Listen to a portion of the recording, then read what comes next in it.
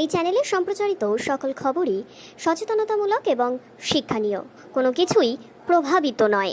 আরজি কর কাণ্ডকে কেন্দ্র করেই আজ 12তম দিন, যেদিন আরজি করের প্রাক্তন প্রিন্সিপাল সন্দীপ ঘোষ তাকে সিজিও কমপ্লেক্সে জেরার সম্মুখীন হতে হচ্ছে। যদিও বা এর মাঝে আমরা এমন অনেক দিনই দেখেছি যেদিন সিজিও কমপ্লেক্সে না গিয়ে সিবিআই সন্দীপ ঘোষের বাড়ির সামনে যায় এবং তাদেরকে প্রায় 1.5 থেকে 2 ঘন্টা বাইরে দাঁড়িয়ে থাকতে হয়। তারপর কিন্তু সন্দীপ ঘোষ তাদের দরজা খোলে এবং তাদের ভিতরে ঢোকায়।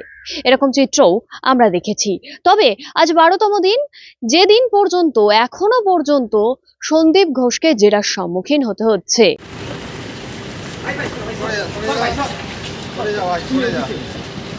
संदीप जी आज दोषी है या निर्दोष है?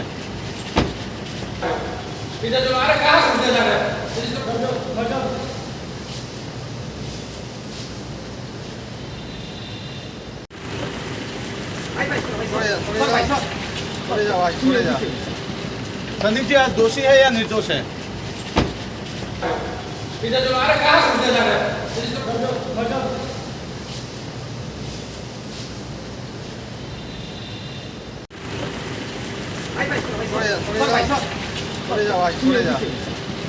संदीप जी आज दोषी है या निर्दोष है?